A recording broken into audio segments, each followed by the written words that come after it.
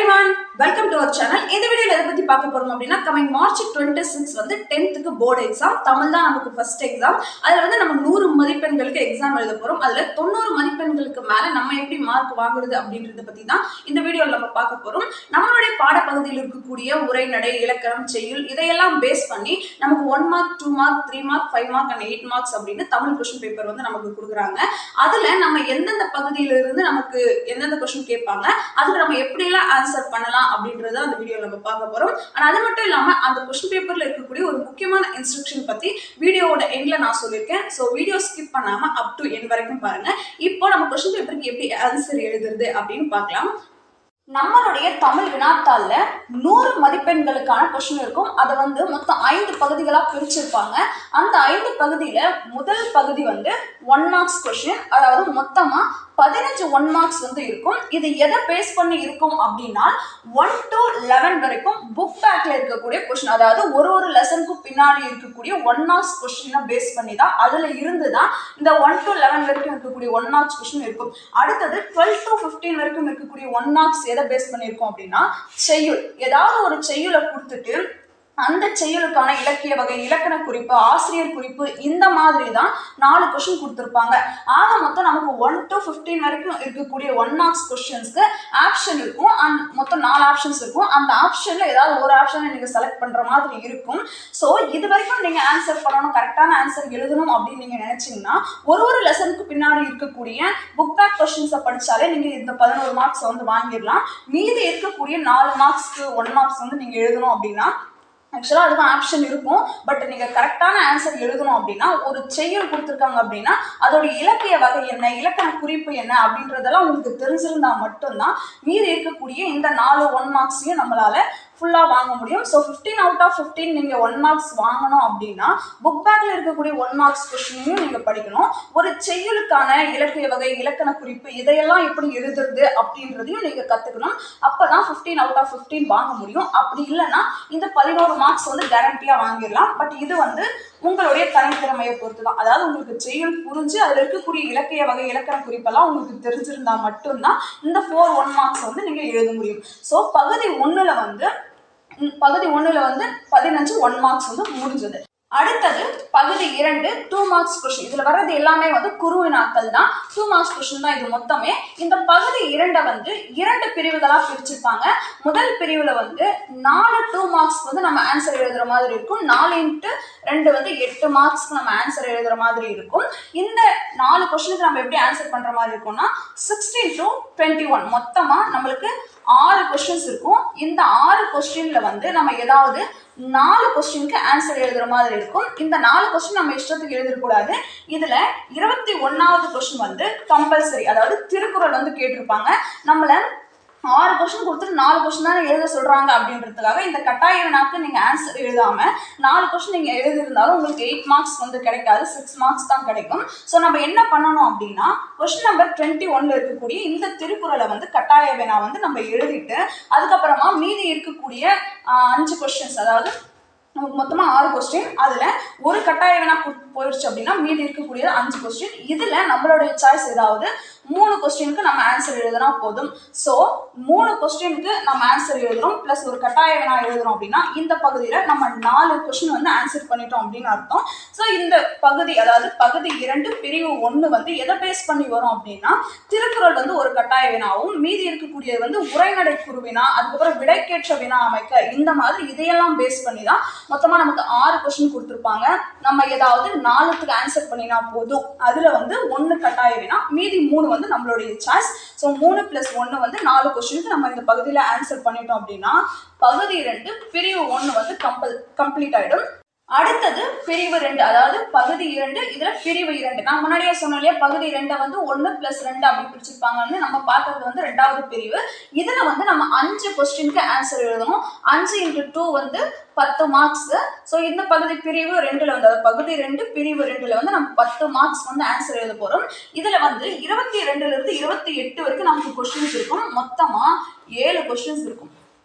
இந்த 7 கொஸ்டின்ல வந்து நம்ம ஏதாவது 5 கொஸ்டினுக்கு ஆன்சர் எழுதினா போதும். இந்த பகுதி இந்த பிரிவு வந்து எதை பேஸ் பண்ணி கொஸ்டின் நமக்கு கேட்டிருப்பாங்க அப்படின்னா இலக்கண குறிப்பு, அதாவது இலக்கணத்துடைய குருவினாக்கள், அகராதி, கலைச்சொற்கள், அதுக்கப்புறம் நிறுத்தற் குறி, இதையெல்லாம் பேஸ் பண்ணி வந்து நமக்கு மொத்தமா 7 கொஸ்டின்ஸ் கொடுத்துருப்பாங்க. நம்ம ஏதாவது 5 கொஸ்டினுக்கு ஆன்சர் பண்ணினா போதும். அது வந்து ஃபுல்லாவே நம்மளுடைய சாய்ஸ். பிரிவு 1ல வந்து கட்டாய வினா கேட்டிருந்த மாதிரி இதுல கட்டாய வினா கிடையாது. ஸோ நமக்கு கொடுத்துருக்கக்கூடிய 7 கொஸ்டின்ஸ்ல வந்து நம்ம 5 கொஸ்டினுக்கு ஆன்சர் எழுதினா போதும். ஸோ பகுதி 2 பிரிவு 1ல வந்து கட்டாய வினா பார்த்தோம், விடைக்கேற்ற வினா, அந்த மாதிரி தான் அதுல வந்து கொஸ்டின் இருக்கும். மொத்தமா அதுல வந்து நம்ம 4 கொஸ்டினுக்கு ஆன்சர் எழுதணும். அடுத்தது அதே பகுதி 2 அதே 2 மார்க்ஸ் கொஸ்டின். பிரிவு 2ல வந்து நம்ம 5 2 மார்க்ஸ் எழுதணும். ஸோ பிரிவு 2 பொறுத்த வரைக்கும் எல்லாமே என்னதான் 2 மார்க்ஸ் கொஸ்டின் மட்டும்தான். அடுத்தது பகுதி 3. இந்த பகுதி 3 வந்து மொத்தமே 3 மார்க்ஸ் கொஸ்டின் தான். இதுல வந்து மொத்தம் 3 பிரிவுகள் இருக்கும். இந்த 3 பிரிவுகள்ல முதல் பிரிவுல வந்து 29, 30, 31 இப்படின்னு 3 கொஸ்டின்ஸ் இருக்கும். இந்த 3 கொஸ்டின்ஸ்ல வந்து நம்ம ஏதாவது 2 கொஸ்டினுக்கு ஆன்சர் எழுதினால் போதும். இது எதை பேஸ் பண்ணியிருக்கோம் அப்படின்னா உரைப்பட்டியல் இருக்கக்கூடிய வினாவிடை, அதுக்கப்புறம் உரைநடையில இருக்கக்கூடிய சிறு வினாக்கள், இதை பேஸ் பண்ணி தான் நமக்கு மொத்தமா 3 கொஸ்டின்ஸ் கொடுத்துருப்பாங்க. இதுல ஏதாவது 2 கொஸ்டினுக்கு நம்ம ஆன்சர் எழுதினால் போதும். இது நம்மளுடைய சாய்ஸ். ஸோ பகுதி 3ல பிரிவு 1 வந்து இவ்வளவுதான். அடுத்தது பிரிவு 2, அதாவது பகுதி 3 பிரிவு 2ல வந்து 32, 33, 34 அப்படின்னு 3 கொஸ்டின் இருக்கும். இதுலயும் 3 கொஸ்டின் தான் இருக்கும். இதுலயும் வந்து இந்த 3 கொஸ்டின்ல நம்ம ஏதாவது 2 கொஸ்டினுக்கு ஆன்சர் எழுதணும். அதுல என்ன அப்படின்னா எதை பேஸ் பண்ணியிருக்கோம் அப்படின்னா மனப்பாட பாடலும் செய்யுளுடைய சிறுவினாக்களும் இந்த பகுதியில வந்து கேட்டிருப்பாங்க. இதுல மனப்பாட பாடல் வந்து கம்பல்சரி. உங்களுடைய புக்ல இருக்கக்கூடிய எல்லா மனப்பாட பாடல்களையும் நீங்க படிச்சிருந்தீங்க அப்படின்னா இதுக்கு வந்து நீங்க ஆன்சர் எழுதிடலாம். அடுத்தது வந்து செய்யுளோட சிறுவினாக்கள். மொத்தம் இந்த 3 கொஸ்டின்ல இது கம்பல்சரி அப்படிங்கிறதுனால மீதி 2 கொஸ்டின்ஸ் இருக்கும். இந்த 2 கொஸ்டின்ஸ்ல நீங்க ஏதாவது ஒன்று எழுதணும். ஸோ ஒரு மனப்பாட கொஸ்டினும், அதாவது ஒரு மனப்பாட பாடல் பிளஸ் வந்து உங்களுடைய விருப்பத்தில் எழுதக்கூடிய ஒரு கொஸ்டின். ஸோ 2 கொஸ்டினுக்கு நீங்க ஆன்சர் எழுதிட்டீங்க அப்படின்னா இந்த பகுதி வந்து முடிஞ்சிடும். ஸோ இதுலயும் வந்து நம்ம 3 மார்க்ஸ் தான் வந்து நம்ம ஆன்சர் எழுத போறோம். அடுத்தது பகுதி 3 பிரிவு 3. அதாவது பகுதி 3ல மொத்தம் 3 பிரிவு இருக்குன்னு சொன்னேன் இல்லையா, இது வந்து 3வது பிரிவு. இதுல வந்து 35, 36, 37 அப்படின்னு 3 கொஸ்டின் இருக்கும். இதுலயும் 3 கொஸ்டின்ஸ். நம்ம வந்து 2 கொஸ்டின்ஸ்க்கு ஆன்சர் எழுதணும். இதுல வந்து உங்களுடைய விருப்பம் தான், இதுல வந்து கம்பல்சரி கிடையாது. ஸோ இது எதை பேஸ் பண்ணி இருக்கும் அப்படின்னா இலக்கண சிறுவினாக்கள், அணி, பாவின் பொது இலக்கணம், அளவிடுதல், இதையெல்லாம் பேஸ் பண்ணி நமக்கு மொத்தமா 3 கொஸ்டின்ஸ் கொடுத்துருப்பாங்க. நம்ம ஏதாவது 2 கொஸ்டின்ஸ்க்கு ஆன்சர் எழுதினா போதும். ஸோ இந்த பிரிவை பொறுத்த வரைக்கும் நீங்க எழுதக்கூடிய 2 கொஸ்டினுமே வந்து உங்களுடைய சாய்ஸ். ஸோ பகுதி 3 பொறுத்த வரைக்கும் 3 மார்க்ஸ் கொஸ்டின் நம்ம ஆன்சர் எழுத போறோம். அதுல 3 பிரிவுகளாக இருக்கும். இந்த 3 பிரிவுகள்லையுமே வந்து 3 கொஸ்டின்ஸ் வந்து நமக்கு இருக்கும். அதாவது 3 கொஸ்டின்ஸ் இருக்கும். நம்ம ஏதாவது 2 கொஸ்டின்ஸ்க்கு ஆன்சர் பண்ற மாதிரி இருக்கும். இது வந்து உரைநடை பகுதியை பேஸ் பண்ணியிருக்கும். இது வந்து செய்யுளை பேஸ் பண்ணியிருக்கும். இது வந்து இலக்கணத்துல பேஸ் பண்ணி இந்த கொஸ்டின்ஸ் இருக்கும். ஸோ இதெல்லாம் நம்ம வந்து ஆன்சர் பண்ணணும் அப்படின்னா உரைநடையோட சிறுவினாக்கள் படிக்கணும். இதுல வந்து நம்ம 2 கொஸ்டினுக்கு ஆன்சர் பண்ணோம் அப்படின்னா மனப்பாட செய்யுள் கம்பல்சரியா படிக்கணும். அதுக்கப்புறம் அதனுடைய சிறுவினாக்கள் நம்ம படிச்சிருக்கணும். அடுத்தது வந்து இது வந்து இலக்கண குறிப்பு, அதாவது இலக்கணத்தை பேஸ் பண்ணி இருக்கக்கூடிய கொஸ்டின். ஸோ இலக்கண பகுதிகள் முழுவதுமா நீங்க படிச்சீங்க அப்படின்னா இந்த கொஸ்டினுக்கும் நீங்க ஆன்சர் பண்ணிடலாம். ஸோ பகுதி 3 பொறுத்த வரைக்கும் 3 பிரிவுகளும் இந்த 3 வகையை பயன்படுத்தி தான் வருது. ஸோ இது அடுத்தது வந்து பகுதி 4. இந்த பகுதி 4ல வந்து மொத்தமே வந்து 5 மார்க்ஸ் கொஸ்டின் தான். இதுல பிரிவெல்லாம் கிடையாது. மொத்தமா இதுல 38ல இருந்து 42 வரைக்கும் 5 கொஸ்டின்ஸ் வந்து இருக்கும். இந்த 5 கொஸ்டினுக்குமே நம்ம வந்து ஆன்சர் எழுதி தான் ஆகணும். இது எதை பேஸ் பண்ணி இருக்கும் அப்படின்னா மொழிபெயர்ப்பு, கடிதம், பாணயம் பாராட்டல், காட்சியை கவிஞர் அமைத்தல், அதாவது இந்த பிக்சர் பார்த்து நம்ம வந்து கீழே அதை பத்தி எழுதுறது அப்படின்னா அது கவிதையா எழுதுறது, அதுக்கப்புறம் ஒரு இங்கிலீஷ் சென்டென்ஸ் கொடுத்துருந்தாங்க அப்படின்னா அதை வந்து தமிழ்ல மொழிபெயர்த்து எழுதுறது, இந்த மாதிரி தான் வந்து இந்த பகுதி முழுவதுமே இருக்கும். இதை வந்து நீங்க மனப்பாடலாம் பண்ணிட்டு போக முடியாது. இது எல்லாமே வந்து இந்த மாதிரி இருக்கக்கூடியதை வந்து நீங்க பிராக்டிஸ் வேணா பண்ணி பார்க்கலாம். அதாவது ஒரு பேராகிராஃப் இருக்கு அப்படின்னா அது வந்து நம்ம எப்படி தமிழ்ல மொழிபெயர்த்து எழுதுறது, ஒரு கடிதம் கேட்டிருக்காங்க அப்படின்னா அதை எப்படி எழுதுறது, பாநாயம் எப்படி பாராட்டுறது, ஒரு காட்சி இருக்கு அப்படின்னா அது கவியுரை எப்படி எழுதுறது, அப்படி அதாவது கவிதையா எப்படி எழுதுறது, அப்படி இல்லைன்னா அந்த பிக்சர் பத்தி அதாவது அந்த படத்தை பத்தி நம்ம தமிழ்ல சென்டென்ஸ் எழுத சொல்லியிருக்காங்க அப்படின்னா அதை பத்தி எப்படி எழுதுறது அப்படின்னு நம்ம ப்ராக்டிஸ் வேணா பண்ணலாமே தவிர இந்த பகுதியை பொறுத்த வரைக்கும் நம்ம மனப்பாடம் பண்ண முடியாது. ஸோ இது வந்து நம்மளுடைய டேலண்ட்டை பொறுத்து நம்ம எழுதுறது, இந்த கடிதமா இருக்கட்டும், பாநாயம் பாராட்டலா இருக்கட்டும், காட்சியை கவிஞர் அமைத்தலா இருக்கட்டும், மொழிபெயர்த்து எழுதுறதா இருக்கட்டும், எல்லாமே வந்து நம்மளுடைய திறமையை பொறுத்து தான். இதுல இந்த காட்சியை கவிஞர் அமைத்தல் அதாவது படம் பார்த்து நம்மள எழுத சொல்றாங்க அப்படின்னா இதுக்கு வந்து ஆப்ஷன்ஸ் இருக்காது. அதாவது இந்த பகுதியில் மொத்தம் 5 கொஸ்டின் சொன்னோம் இல்லையா, இதில் வந்து 2 கொஸ்டின்ஸ்க்கு வந்து நீங்கள் கம்பல்சரியாக எழுதுகிற மாதிரி இருக்கும். இதில் ஆப்ஷன் எதுவுமே இருக்காது. மீதி இருக்கக்கூடிய 3 கொஸ்டினுக்குமே வந்து அல்லது அப்படின்னு ஒரு ஆப்ஷன் கொடுத்து அதுக்கு கீழே இன்னொரு கொஸ்டின் கொடுத்துருப்பாங்க. ஸோ இந்த மாதிரி இருக்கக்கூடிய கொஸ்டினுக்கு ஏதாவது ஒன்றுத்துக்கு நீங்கள் ஆன்சர் எழுதினால் போதும்.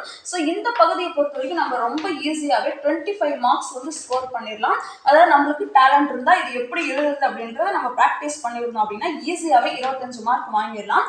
ஸோ பகுதி 4ல் மொத்தமாக 5 மார்க்ஸ் கொஸ்டின் தான், ஒரே பிரிவு மட்டும்தான். இதுல வந்து முன்னாடி பார்த்த மாதிரி 2 பிரிவு 3 பிரிவு அப்படிலாம் கிடையாது. பகுதி 4 பொறுத்த வரைக்கும் ஒரே பிரிவு தான். இதுல வந்து மொத்தமே 5 மார்க்ஸ் கொஸ்டின் 5 கொஸ்டின் கொடுத்துருப்பாங்க.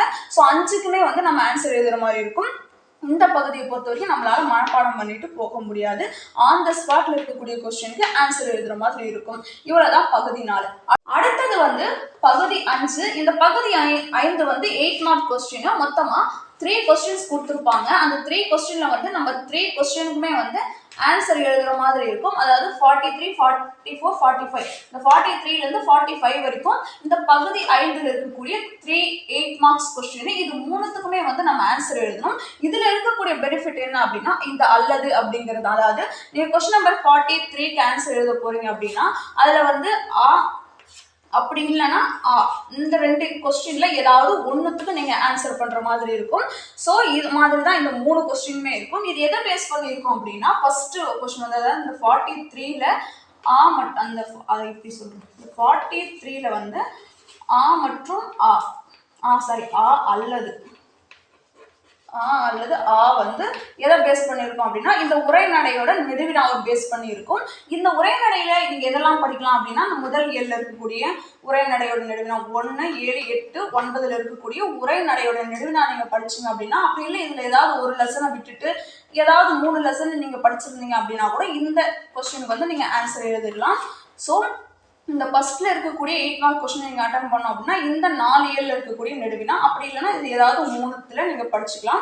அடுத்தது வந்து துணைப்பாடத்துல இருந்து நெடுவினா கேட்பாங்க. அதுவும் வந்து 3, 7, 8, 9 இப்படின்னு இதுல இந்த 4 ஏழை நீங்க கவர் பண்ணி படிச்சீங்க அப்படின்னாலும், அப்படி இல்லைன்னா இதுலயும் ஏதாவது ஒண்ணு விட்டுட்டு மீதி இருக்கக்கூடியது நீங்க படிச்சீங்க அப்படின்னாலும் இந்த பகுதியில கேட்கக்கூடிய 8 மார்க் கொஸ்டினுக்கு நீங்க ஆன்சர் பண்ணிடலாம். அடுத்தது வந்து கட்டுரை, அது உங்களுடைய நோட்ல எழுதி போட்டிருப்பாங்க, போர்ட்ல எழுதி போட்டிருப்பாங்க உங்களுடைய டீச்சர்ஸ், அதை நீங்க படிச்சுட்டு வந்தீங்க அப்படின்னா இதுக்கும் எழுதிடலாம்.